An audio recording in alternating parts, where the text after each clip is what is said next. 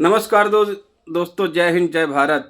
बाबा भीमराव अंबेडकर के द्वारा बनाया गया संविधान और गरीबों को मिला हुआ आरक्षण समाप्त करने की बात लोग करते हैं, और खास कर पिछड़े वर्ग के लोग किसी की बात मानकर कहते हैं हमें आरक्षण नहीं चाहिए।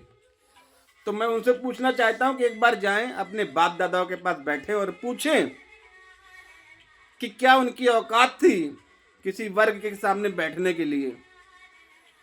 क्यों नहीं वो किनके बराबर बैठ पाते हैं जैसे आज वो बैठ रहे हैं, कैसे उनके बाप दादा क्यों नहीं बराबर बैठ पाते थे। ये आरक्षण देश के सबसे पढ़े लिखे आदमी बाबा भीमराव अंबेडकर द्वारा मिला हुआ है, और उसको कुछ मनुवादियों की बातों को मानकर कहते हैं आरक्षण। अगर उन्होंने कह दिया तो ये भी कहते हैं नहीं नहीं, हमें आरक्षण नहीं चाहिए, हमें आरक्षण नहीं चाहिए। अब आरक्षण इस बेस पर हो, बेस बताते हैं। अरे तब बेस कहां खत्म हो गया था? तब क्या वो देश में जितने पिछड़े वर्ग थे, ओबीसी वाले थे, उनका कोई बेस नहीं था, उनका कोई लेवल नहीं था।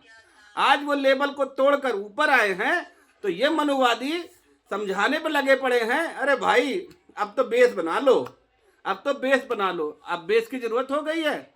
अब एक बात इन्होंने और पैदा कर दी है, हिंदू हो गए हैं। जब इन्हीं से मरे हुए जानवर उठाए जाते थे, इनसे नाली साफ करवाई जाती थी।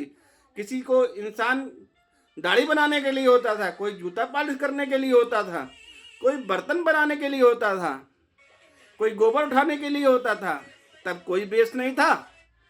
आज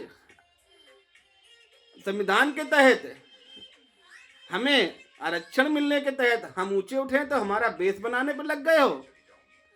अब दिक्कत हो रही है तुम्हें, हमें समझा रहे हो, और कुछ मूर्ख इनकी बात मान रहे हैं। 3 पूछ रहा हूं, 3 क्वेश्चन बताना मेरे को कमेंट में, और वीडियो ज्यादा से ज्यादा शेयर करना। क्यों द्रोणाचार्य ने कर्ण को अपना शिष्य नहीं बनाया, और क्यों परशुराम जी ने कर्ण को श्राप दिया, और क्यों एकलव्य का अंगूठा द्रोणाचार्य ने मांग लिया था। आने वाले वक्त में तुम मूर्खों, खासकर पिछड़े लोगों, यही तुम्हारे साथ होने वाला है।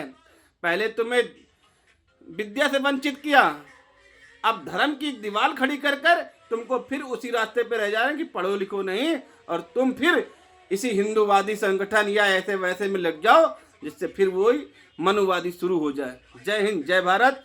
3 सवाल का जवाब चाहिए।